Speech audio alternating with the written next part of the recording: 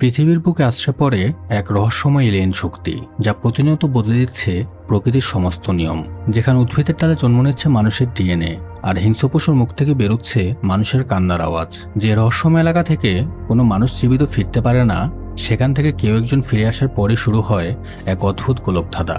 বিজ্ঞান যেখানে ব্যর্থ, সেখানে প্রকৃতির এই ভয়ঙ্কর খেলা মানবজাতিকে কোন দিকে নিয়ে যাবে। তো আজকের ভিডিওতে আমরা এক্সপ্লেন করতে যাচ্ছি হাড়হিমকর এক সাইকোলজিক্যাল সায়েন্স ফিকশন সিনেমা এনহিলেশন, যার শেষ দৃশ্য আপনার মাথা সব চিন্তা এলোমেলো করে দেবে। তো গল্পের শুরুতে দেখানো হয় একটি রহস্যময় বস্তু পৃথিবীর দিকে ধেয়ে আসছে, যেটা সাধারণ একটা উল্কাপিণ্ডের মতোই দেখতে ছিল। তো দেখতে দেখতে সেই রহস্যময় বস্তুটা সোজা সমুদ্রের কিনারে থাকা একটা পরিত্যক্ত নির্জন লাইট হাউসে ক্র্যাশ করে। কিছুক্ষণ পর ধীরে ধীরে সেই জায়গা থেকে অদ্ভুত উজ্জ্বল আলো ছড়িয়ে পড়তে থাকে। জিনিসটা একদমই স্বাভাবিক কিছু নয়, যেন কোনো অজানা শক্তি সেখানে জন্ম নিচ্ছে এবং ধীরে ধীরে তা চারদিকে ছড়িয়ে পড়ছে। সেই মুহূর্ত থেকেই যেন এই পৃথিবী সম্পূর্ণভাবে বদলে যায়। তো এই ঘটনার কয়েক বছর পরে আমাদের দেখানো হয় কিছু বিজ্ঞানীরা মিলে প্রফেসর লিনা নামের এক মেয়েকে জিজ্ঞাসাবাদ করছে। তারা লিনার কাছে জানতে চায় যে ওই রহস্যময় এনার্জি ফিল্ড, যেটাকে বিজ্ঞানীরা সীমার নাম দিয়েছে, তার ভেতরে সে কি কি দেখেছে, কি আছে সেটার মধ্যে। আসলে প্রায় 3 বছর আগে সমুদ্রের কিনারে থাকা ওই ওয়াচ টাওয়ারের সাথে যে এলিয়েন উল্কাপিণ্ড সে ধাক্কা খেয়েছিল, তার ভেতরে লুকিয়েছিল ভিনগ্রহের এক রহস্যময় এলিয়েন সেল। সময়ের সাথে সাথে সেই সেল পৃথিবীর আবহাওয়া শক্তিকে নিজের মধ্যে শোষণ করতে শুরু করে। ধীরে ধীরে তা থেকে জন্ম নেয় এক অদ্ভুত অদৃশ্য শক্তিতে ঘেরা গম্বুজাকৃতির এনার্জি ফিল্ড, যে জিনিসটা খুব দ্রুত চারপাশের এলাকা গ্রাস করতে থাকে। তখন লিনা তার কিছু সঙ্গীদের সাথে সেই জায়গাতে রিসার্চ করতে গিয়েছিল।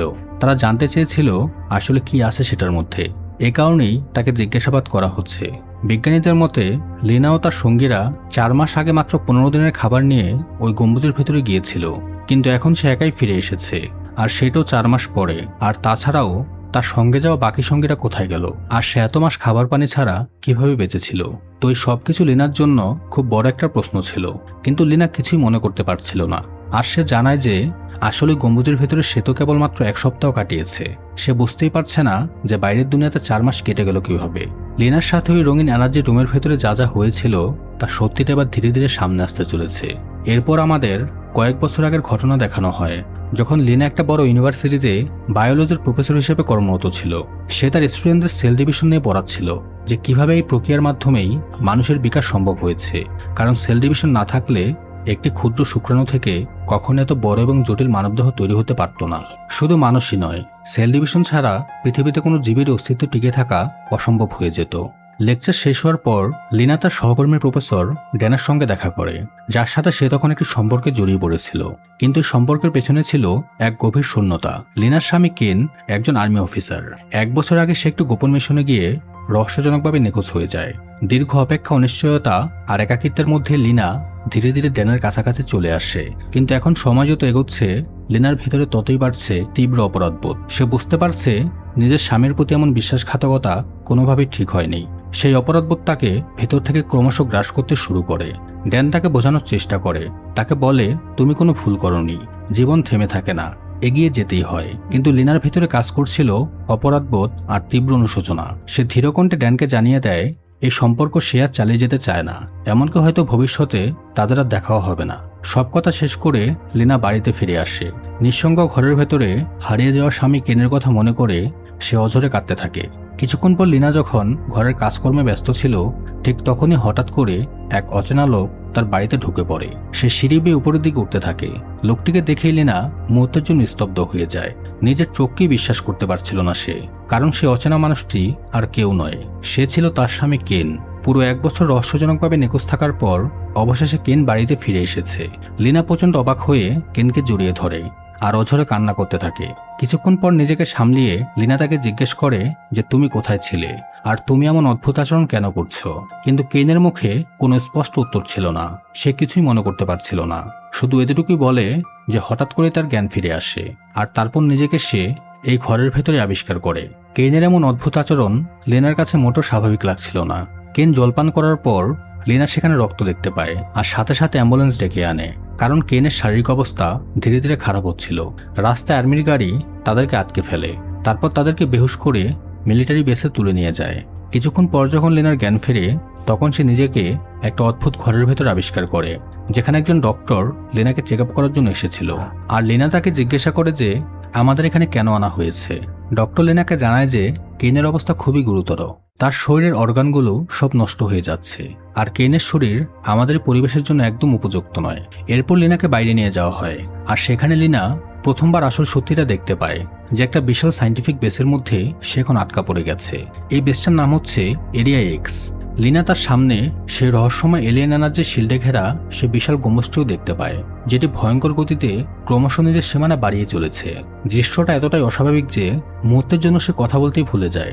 তখন ডক্টর তাকে জানায় প্রায় 3 বছর আগে কিছু ভিনগ্রহী এলিয়েন সেল পৃথিবীতে এসে পড়েছিল, যে ঘটনার পর থেকে ধীরে ধীরে এই গম্বুজের সৃষ্টি হয়, যেটা এখন বহু কিলোমিটার জুড়ে ছড়িয়ে পড়েছে।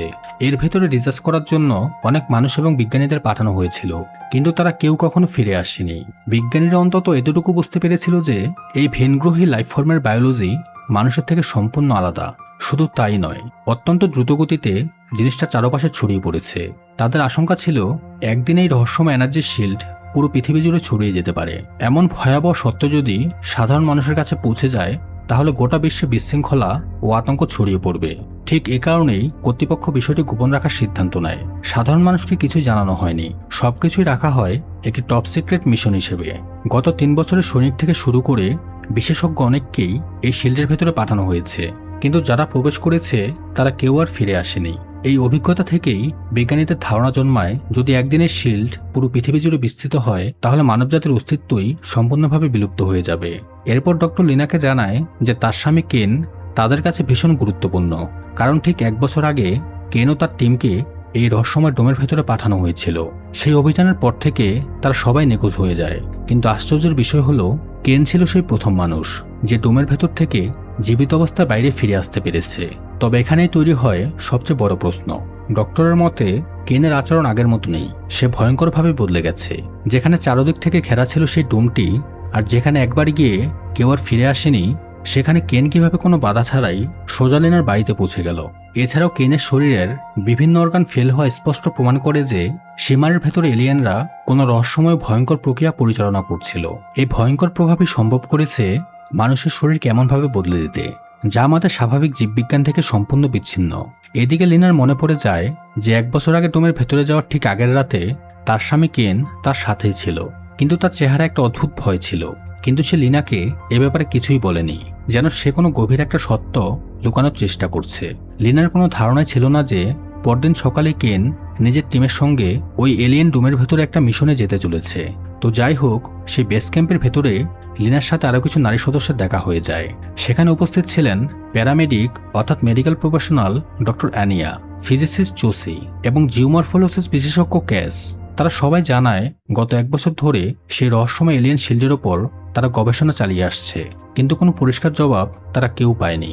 সরকার এখন সিদ্ধান্ত নিয়েছে যে এবার সৈনিকদের বদলে বিজ্ঞানীদের একটি বিশেষ টিম শিল্ডের ভেতরে পাঠানো হবে, যাতে রহস্যময় শিল্ডের সত্যিটা তারা জানতে পারে। এই খবর শুনে লিনার মনের ভেতরে হঠাৎ এক অদ্ভুত টান জেগে ওঠে, যেন তার অন্তরের কোনো গভীর আওয়াজ বলছে তোমারও এই গম্বুজের ভেতরে যেতে হবে। যদিও সে কাউকে এই ব্যাপারটা জানায় না যে তার স্বামী আগেই ওই ডোমের ভেতরে গিয়েছিল, আর এখন তার মরার মতো অবস্থা হয়ে গেছে। পরদিন সকালে লিনা ডক্টর ভেন্ট্রেসের কাছে যায় আর তাকে বলে, আমি একজন বায়োলজির প্রফেসর, তাই আমাকেও যেন ওই টিমের সঙ্গে ডোমের ভেতরে পাঠানো হয়। হয়তো ভেতরে গিয়ে আমি আমার হাজব্যান্ডের এই অবস্থার কারণটা বুঝতে পারবো, আর হতে পারে আমি এমন কোনো উপায় খুঁজে পাবো যা তাকে আবার স্বাভাবিক অবস্থায় ফিরিয়ে আনতে পারবে। তার এইসব কথা শুনে ডক্টর রাজি হয়ে যায়। এরপর লিনা, ক্যাস, এনিয়া, জোসি আর ভেন্ট্রেস এই 5 জন নারী খাবার দাবার, হাতিয়ার আর জরুরি সব জিনিসপত্র নিয়ে সীমারের ভেতরে যাওয়ার জন্য প্রস্তুত হয়ে যায়। ফাইনালি তারা শিল্ডের উজ্জ্বল দেয়াল পার করে ভেতরে প্রবেশ করে। সঙ্গে সঙ্গে সবকিছু বদলে যায়। লিনার চোখ খোলে, সে নিজেকে এক অদ্ভুত তাঁবুর মতো দেখতে একটি স্থানে খুঁজে পায়। তার একদমই মনে পড়ছিল না সে কিভাবে এখানে পৌঁছেছে। চারপাশে ছিল এক অদ্ভুত নীরবতা, যেন সময় নিজেই থেমে গেছে। বাকিদের কারোই কিছু মনে ছিল না যে ভেতরে প্রবেশের পরে আসলে কি ঘটেছে। তারা যখন ধীরে ধীরে নিজেদের জিনিসপত্র দেখতে থাকে, তখন হঠাৎ বুঝতে পারে এখানে আসা 3 দিনের বেশি সময় কেটে গেছে। অর্থাৎ এতদিন ধরে তারা সবাই অজ্ঞান অবস্থায় বা কোনো গভীর ঘুমে আচ্ছন্ন ছিল। এছাড়াও তারা লক্ষ্য করে যে রেডিও, নেভিগেটর আর ক্যামেরা এই 3টি জিনিস ঠিকঠাক কাজ করছে, বাকি সবকিছু সম্পূর্ণ অচল, কারণ কোনো সিগন্যালই শিল্ডের বাইরে যেতে পারছে না। অর্থাৎ এখন তাদের বাইরের বিশ্বের সঙ্গে সমস্ত যোগাযোগ ভেঙে পড়েছে। ঠিক এ কারণেই আগের সেই টিমগুলো যারা শিল্ডের ভেতরে গিয়েছিল তাদের কোনো খবরই বাইরের পৃথিবীতে পৌঁছায়নি। এবার ক্যাস তাদেরকে পরামর্শ দেয় যে এখন তাদের দক্ষিণ দিকে যাওয়া উচিত, কারণ সেখানে অবস্থিত সে পুরনো লাইট হাউস, যেখানে প্রথমবার সেই উল্কুপিণ্ড অর্থাৎ এলিয়েন সেলগুলো পৃথিবীতে পড়েছিল। সে বলে হয়তো সেই লাইট হাউসের ভেতরে লুকানো আছে এই সব রহস্যের উত্তর। আমাদের কাছে একমাত্র পথ হলো যত দ্রুত সম্ভব সেখানে পৌঁছানো। তো যাই হোক, এখন 5 জন একসঙ্গে পথ চলতে শুরু করে। ঘন জঙ্গল আর অদ্ভুত রঙের আলো দিয়ে ভরা এই এলাকায় তারা ঘন্টার পর ঘন্টা হাঁটতে থাকে।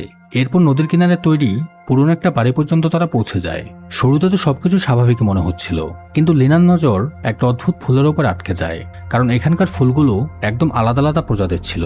কিন্তু অদ্ভুতভাবে বিভিন্ন প্রজাতির ফুলগুলো একটা ডাল থেকে বেরিয়েছে, যেন প্রকৃতির নিয়মকে কেউ বদলে দিয়েছে।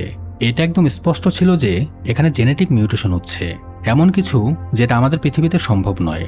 যাই হোক, এরপর জোসি ঘরের ভেতরে চেক করতে চলে যায়, আর তখনই হঠাৎ করে কিছু একটা অপ্রত্যাশিতভাবে তাকে টেনে জলের ভিতরে নিয়ে চলে যায়।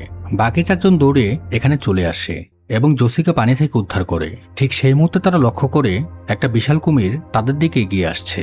সবাই বুঝতে পারে এই কুমিরটা জোসির উপর আক্রমণ করেছিল। তারা সাথে সাথে কুমিরটার দিকে গুলি চালাতে শুরু করে এবং শেষ পর্যন্ত ওই বিশাল দানবটাকে মেরেও ফেলে। কিন্তু তারা যখন কুমিরটার মুখ খুলে দেখে তখন সবাই চমকে যায়, কারণ অদ্ভুতভাবে কুমিরটার মুখে শার্কের মতো দাঁত ছিল। অর্থাৎ এখানকার জীবজন্তুরা এখন পুরোপুরিভাবে বদলে যাচ্ছে, যেন তাদের ডিএনএ কাঠামো একটা আরেকটার সাথে মিশে যাচ্ছে। অর্থাৎ দুটো প্রাণী মিলে একটা নতুন প্রাণী তৈরি হচ্ছে। এখন গল্প আবার বর্তমানে ফিরে আসে, যেখানে লিনা বিজ্ঞানী লুমেক্সকে বলছিল যে শুরুতে তো আমরা ডোমের ভেতরে শুধু হালকা পাতলা মিউটেশন দেখেছিলাম, যেমন যে কোনো একটা গাছের ডালে বিভিন্ন গাছের ফুল দেখেছি, এছাড়াও কুমিরের মুখে শার্কের দাঁত দেখেছি। কিন্তু ধীরে ধীরে যখন আমরা লাইট হাউসের কাছে এগোতে শুরু করি তখন সেই পরিবর্তনগুলো আরো ভয়ঙ্কর হতে শুরু করে। তারা যখন একটা নৌকা দিয়ে নদী পার করছিল তখনই যাত্রাপথে ক্যাস তাকে জিজ্ঞাসা করেছিল যে সে বন্দুক চালানো কোথা থেকে শিখেছে। লিনা মুস্কি এসে বলে যে আমি আগে আর্মিতে ছিলাম, আর সেখানেই আমার সাথে আমার হাজব্যান্ড কেনের দেখা হয়েছিল, কিন্তু পরবর্তীতে আমি আর্মি ছেড়ে দেই আর বায়োলজির প্রফেসর হয়ে যাই। যদিও লিনা একটা মিথ্যা কথা বলে যে তার স্বামী একটা আর্মি মিশনে গিয়ে মারা গেছে, আসল সত্যিটা সে কাউকে জানায় না।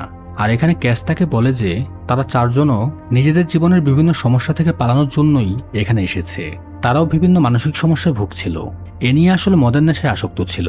এছাড়াও জোসের হাতের ওপর একটা কাটা দাগ রয়েছে, যেগুলো সে সবসময় লুকানোর চেষ্টা করত। এটা দেখে বোঝা যায় যে জোসি আগে হয়তো নিজেকে মেরে ফেলার চেষ্টা করেছিল।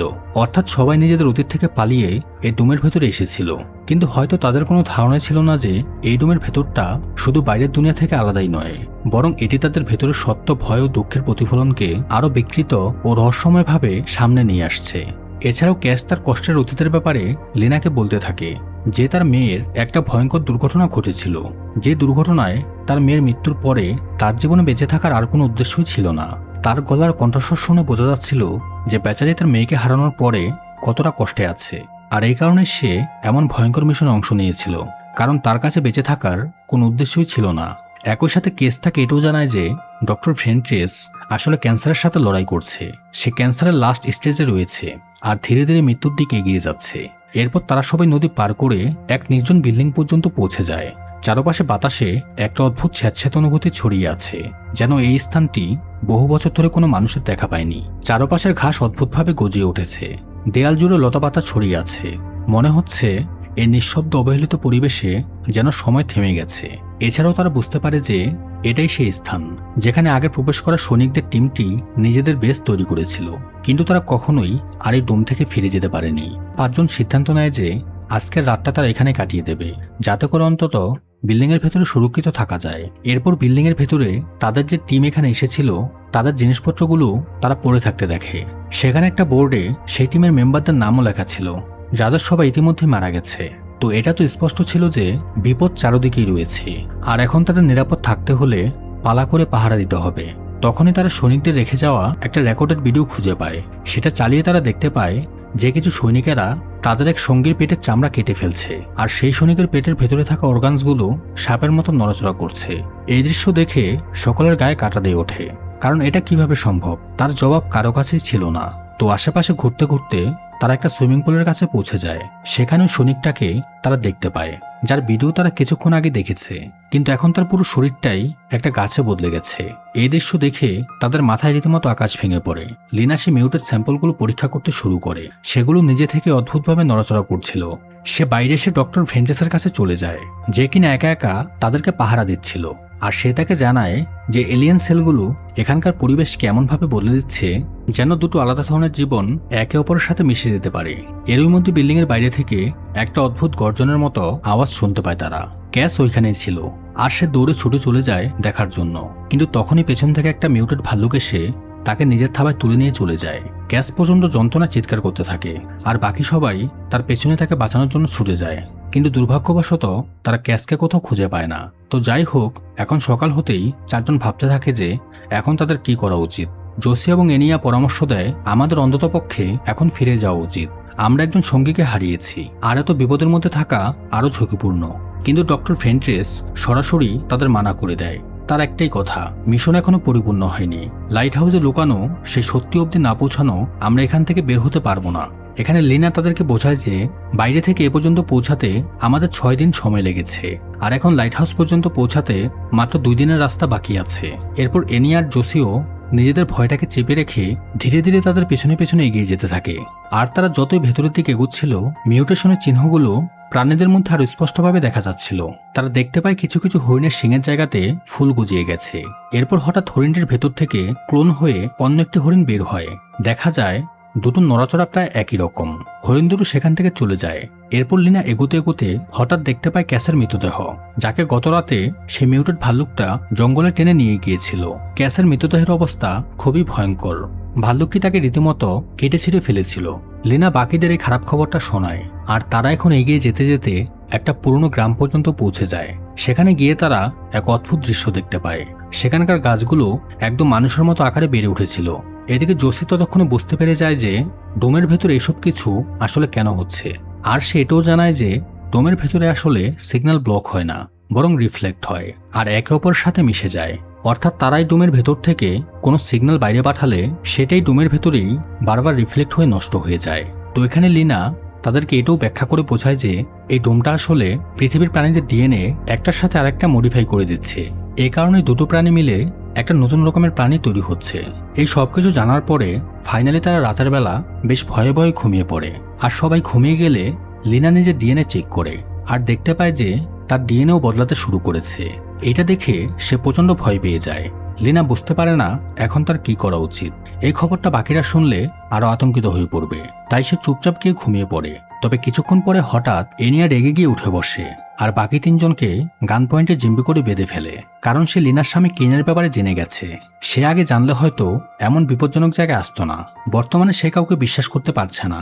এসব কিছু শুনে বাকিরা তাকে শান্ত করার চেষ্টা করে, যাতে করে তারা ঠান্ডা মাথা একসাথে আলোচনা করে সঠিক সিদ্ধান্ত নিতে পারে। ঠিক তখনই বাইরে থেকে তারা ক্যাসের যন্ত্রণায় ভরা চিৎকারের আওয়াজ শুনতে পায়। সেই ক্যাস যে কিনা এক রাতে ভাল্লুকের হামলায় মারা গিয়েছিল, এখানে তারই চিৎকারের আওয়াজ শোনা যাচ্ছিল। এনিয়া এটাকে ক্যাস মনে করে তাকে সাহায্য করতে যায়। বাকিরা তাকে নিষেধ করলেও সে শোনে না। আসলে এটা ছিল সেই ভাল্লুকটা যে কিনা ক্যাসকে মেরে ফেলেছিল। এরপর সেই ভাল্লুকটা এনিয়ার উপরে হামলা করে তাকে আহত করে দেয়। জন্তুটা সেই ঘরে প্রবেশ করে। চেয়ারে বাঁধা অবস্থা থাকার কারণে তারা পালাতে পারছিল না। তবে নড়াচড়াও শব্দ না করায় জন্তুটি তাদের উপস্থিতি টের পায় না। সে যখন ডাকছিল তখন তার ভেতর থেকে ক্যাসের বাঁচার আর্তনাদ আসছিল, যেন সে তাকে বাঁচাতে বলছে। একটু পর এনিয়া আহত অবস্থায় উঠে এসে ভাল্লুকটিকে এলোপাতাড়ি গুলি করতে শুরু করে। সে ভাল্লুকটা তখন তাকে আক্রমণ করতে চলে যায়। এদিকে জেসির হাতও খুলে গিয়েছিল। সে দ্রুত অস্ত্র নিয়ে জন্তুটিকে গুলি করতে করতে মেরেই ফেলে, কিন্তু ততক্ষণে বেচারি এনিয়া মারা যায়। একটু পর ডক্টর ফেন্ট্রেস নিজের জিনিসপত্র গুছিয়ে নিয়ে লাইট হাউসের দিকে রওনা হয়ে পড়ে। সে বলতে থাকে যে আমার ডিএনএ খুব দ্রুত বদলে যাচ্ছে। আমি এটা ফিল করতে পারছি যে আমার অর্গানসগুলো হয়তো খুব দ্রুত মিউটেট হয়ে যাবে। আমার হাতে একদমই বেশি সময় নেই, তাই রাতের মধ্যেই আমাকে লাইট হাউসে পৌঁছাতে হবে। এইটা বলে সে বেরিয়ে যায়। কিন্তু জোসি আর লিনা সকাল না হওয়া পর্যন্ত এখানে থেকে যায়। তারা বুঝতে পারে জন্তুটার চিৎকারে ক্যাসের যে আত্মনাথের আওয়াজটা তারা শুনতে পেয়েছিল, আসলেই ভাল্লুকটা ক্যাসকে শিকার করার পরে কোনোভাবে হয়তো ক্যাসের মস্তিষ্কের একটা ছোট্ট অংশ ভাল্লুকের মস্তিষ্কের সাথে মিউটেট হয়ে গেছে, যে কারণে এমনটা হয়েছে। তো সকালবেলা জোসি মন খারাপ করে বাইরে বসে আছে। লিনা তাকে জানায় যে তাদের বেরিয়ে পড়া উচিত। জোসি তাকে জিজ্ঞাসা করে, তোমার হাজব্যান্ড কেন কত সময় ধরে সীমারের ভেতরে ছিল? উত্তরে লিনা বলে যে 1 বছর। জোসি অবাক হয়ে যায়, কারণ এত সময় ভেতরে থেকেও সে কিভাবে বেঁচে ফিরেছে। তার মতে কেউ এখান থেকে বেঁচে ফিরতে পারবে না। এমনকি সে নিজের মধ্যেও কিছু পরিবর্তন লক্ষ্য করেছে, যা নেশার মতো তাকে টানছে। এরপর লিনা বলতে থাকে যে আমি নিজেও রাতের বেলা আমার ডিএনএ টেস্ট করেছি, আর মিউটেশন আমার ভেতরে শুরু হয়ে গেছে। এরপর আমরা দেখতে পাই জোসের হাতে শিরা উপশিরাগুলো ছিঁড়ে গাছ বের হতে শুরু করেছে। তবে সে এটাকে মেনে নিয়েছে। সে চলে যায় এবং প্রকৃতির সাথে মিলিয়ে যেতে শুরু করে। ধীরে ধীরে তার পুরো শরীর থেকে সে মিউটের ফুলওয়ালা গাছগুলো গজাতে শুরু করে। লিনা তার পেছনে পেছনে ছুটে চলে যায়, কিন্তু ততক্ষণে জোসের পুরো শরীরটাই একটা গাছে বদলে গেছে। আসলে এখানে যতগুলো মানুষের মতো দেখতে গাছপালা ছিল, সবাই একসময় আসল মানুষ ছিল, কিন্তু এখন শুধুমাত্র তাদের খরা স্মৃতিগুলো এই ডোমের মধ্যে সময়ের জালে আটকে গেছে। এখন লিনা সমুদ্রের কিনারে পৌঁছে যায়, আর সেখানে সে দেখতে পায় যে ক্রিস্টালের তৈরি বিভিন্ন গাছ গজিয়ে গেছে। আর লাইট হাউসটাকেও সে দেখতে পায়, সেই জায়গা যেখান থেকে সবকিছু শুরু হয়েছিল। সে দৌড়ে লাইট হাউসের ভেতরে চলে যায়, যেখানে তার স্বামী কেনের পোড়া শরীর আর একটা ভিডিও ক্যামেরা সে দেখতে পায়। কান্না করতে করতে লিনা কেনের শেষ ভিডিও মেসেজটা দেখতে থাকে। তো এই ভিডিও থেকে আমরা জানতে পারি যে লিনার সাথে প্রফেসর ড্যানের সম্পর্কটা তার স্বামী নিখোঁজ হওয়ার আগে থেকেই ছিল, আর এই কারণে তার স্বামী এমন একটা মিশনে আসার সিদ্ধান্ত নিয়েছিল। কেন বলছিল যে ডোমের ভেতরে আসার পর সে প্রতি মুহূর্তে বদলে যাচ্ছিল, আর তার স্ত্রী লিনার অন্য কারোর সাথে সম্পর্ক ছিল। এই কারণেই সে এই দুনিয়া তার বেঁচে থাকতে চায় না। তখন সে নিজের কাছে থাকা একটা ইনসেন্ডারি গ্রেনেড দিয়ে নিজেকে জ্বালিয়ে ধ্বংস করে দেয়। আজব ব্যাপার হলো, ক্যামেরার অন্য পাশে যে রেকর্ড করেছিল সেটাও ছিল কেন। এইটা দেখে সে অবাক হয়ে যায়, কারণ যদি কেন সীমার ভেতরে মারা গিয়ে থাকে তাহলে তার বাড়িতে কে এসেছিল? যদিও আমরা দেখেছি যে একটা হরিণ থেকে অন্য একটা হরিণ জন্ম নেয়, অর্থাৎ তার ক্লোন। সম্ভবত এটাও আসল কেনের একটা ক্লোন, এবং একে আমরা দেখেছি যে লিনার বাড়িতে গিয়েছিল এবং বর্তমান অসুস্থ, অর্থাৎ সে আসল কেন না।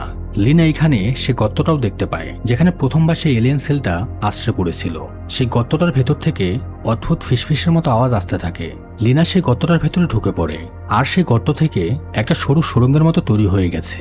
লিনা এগোতে থাকে, আর তারপর সে একটা বড় জায়গাতে পৌঁছায়, যেখানে ডক্টর ভেন্টেস বসেছিল। কিন্তু সে ডক্টরকে দেখে প্রচন্ড ভয় পেয়ে যায়, কারণ ডক্টরের চোখ ছিল না, আর তার চেহারার রঙও সবুজ হয়ে গিয়েছিল। কিন্তু পরের মুহূর্তেই ডক্টরের চোখ আবার ফিরে আসে, আর চেহারার রঙও স্বাভাবিক হয়ে যায়। ডক্টর লিনাকে জানায় যে আমি বুঝতে পেরেছি এই এলিয়েন সেলগুলো আসলে কি চায়। আসলে এই এলিয়েন জীবনটা মানব জীবন থেকে একদমই আলাদা। তারা আলাদা আলাদা জীবনকে মিশিয়ে একটা নতুন জীবন তৈরি করেছে, আর পৃথিবীতে প্রত্যেক প্রকারের জীবনকে একইভাবে একে অপরের সাথে মিশিয়ে দিচ্ছে, যাতে করে সেই নতুন জীবনটা তৈরি হতে পারে। তো ডক্টর যখন এইসব কিছু বোঝাচ্ছিল, তখন ধীরে ধীরে তার শরীরটা গলে যেতে শুরু করে, আর সেখানে একটা অদ্ভুত জিনিস তৈরি হয়, যা সে একটু আগে ক্যামেরায় দেখেছিল, এবং মনে হচ্ছিল জিনিসটা ধীরে ধীরে লিনাকে তার দিকে আকর্ষিত করছে। তখনই হঠাৎ করে এলিয়েন সেলগুলো লিনার থেকে 1 ফোঁটা রক্ত নিয়ে একটা মানুষের আকার তৈরি করে ফেলে, যেটার উপরে লিনা এলোপাতাড়ি গুলি চালাতে থাকে, কিন্তু সেটার উপরে কোনো প্রভাবই পড়ছিল না। লিনা সেখান থেকে পালিয়ে যেতে থাকে, কিন্তু সেই অদ্ভুত জন্তুটা তার পিছু নেয়। লিনা যেরকম ভাবে নড়াচড়া করছিল, সেই জন্তুটা ঠিক তারই নকল করতে থাকে, যেন লিনা নিজেকে আয়নাতে দেখতে পাচ্ছিল। সে পালাতে চাইলে জন্তুটা তাকে পালাতে দেয় না। একটা সময় লিনা অজ্ঞান হয়ে যায়, এবং তার জ্ঞান ফেরার পর আমরা ঠিক একই জিনিস দেখতে পাই, আর ধীরে ধীরে সেই জন্তুটা লিনার রূপ নিতে শুরু করে। লিনাও জন্তুটাকে মারার জন্য কেনের ডেড বডির পাশ থেকে আরও একটা ইনসেন্টারি গ্রেনেড হাতে তুলে নেয়, আর পিনটা বের করে তার হাতে দিয়ে সে বাইরে দৌড়ে ছুটে চলে যায়। তবে এবার জন্তুটা তাকে কপি করে না, আর গ্রেনেডটা ফাটার সাথে সাথে ওই জন্তুটাও জ্বলতে শুরু করে। লিনা লাইট হাউস থেকে বেরিয়ে এসেছে, এবং সে দেখে সম্পূর্ণ লাইট হাউসটিতে আগুন লেগে গিয়েছে। চারপাশে ক্রিস্টালের গাছগুলো ভেঙে পড়ে, আর এত বছর ধরে যে সীমাটি তৈরি হয়েছিল, যার মধ্যে প্রবেশ করলে কোনো মানুষ ফিরে আসতো না, সেটাও ধীরে ধীরে নষ্ট হয়ে যায়। এরপর দৃশ্য বর্তমানে চলে আসে, যেখানে লিনা বিজ্ঞানীদের এই পুরো গল্পটা শোনাতে থাকে। লুমেক্স তাকে জিজ্ঞাসা করে যে এলিয়েন সেলগুলো আসলে কি চাইছিল, কিন্তু লিনা জবাবটা একদমই জানে না। সে জানায় যে তারা শুধু পৃথিবীর জীবনটাকে বদলে দিচ্ছে। এরপর সে তার স্বামী কেনের সঙ্গে দেখা করতে চলে যায়। সেখানে লুমেক্স তাকে জানায় যে কেনের অবস্থা এখন আগের চেয়ে অনেকটা ভালো হয়ে গেছে, তার শরীরের অর্গানসগুলো ধীরে ধীরে স্বাভাবিক হয়ে যাচ্ছে। লিনা কেনের কাছে গিয়ে জিজ্ঞাসা করে, তুমি কি সত্যি আসল কেন? আর কেন তার জবাবে বলে, তুমি কি নিজে বলতে পারবে যে তুমি আসল লিনা? তো এরপর দুজন একে অপরকে জড়িয়ে ধরে আর আমরা দেখতে পাই যে তাদের দুজনের চোখের রং বদলে যাচ্ছে, যেমনটা ডোমের ভেতরে হয়েছিল, যেন তারা হারিয়ে যাচ্ছে। তারা আসল না নকল, এই রহস্যের মধ্যেই সিনেমাটি শেষ হয়। সবকিছুর পর যখন লিনা ফিরে আসলো, সে কি আসল লিনা ছিল নাকি ক্লোন ছিল? আমরা স্পষ্টভাবে দেখতে পেয়েছি যে লিনা তার ক্লোনটিকে ধ্বংস করে দিয়েছিল। আবার এটাও সত্যি যে তার শরীরে ধীরে ধীরে মিউটেশন হচ্ছিল। এই সিনেমায় এলিয়েনের নির্দিষ্ট কোনো আকার দেওয়া হয়নি, তারা সবকিছু মিউটেশন করছে যাতে তারা আমাদের মাঝে বেঁচে থাকতে পারে। মানুষের থেকে ডিএনএ নিয়ে তারা নতুন এক প্রজাতি তৈরি করেছে, ঠিক যেমনটা কেন। এরকম অনেক থিওরি এই সিনেমা থেকে পাওয়া যায়। তো ভিডিওটা ভালো লাগলে লাইক দিয়ে অবশ্যই আপনার মতামত কমেন্ট করে জানিয়ে দিন। ধন্যবাদ সবাইকে।